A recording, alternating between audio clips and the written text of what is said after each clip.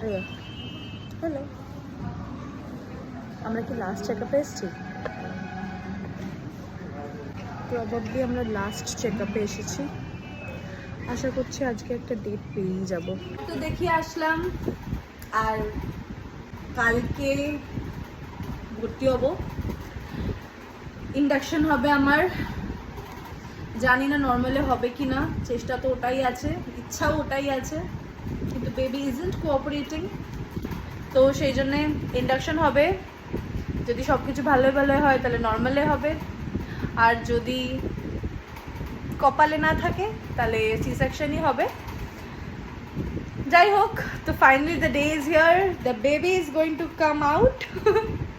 আমি খুব excited, but একটু মেন্টালি প্রিপেয়ার করছি নিজেকে যে অ্যাডমিশন হবে কালকেই ফাইনালি দিনটা। তো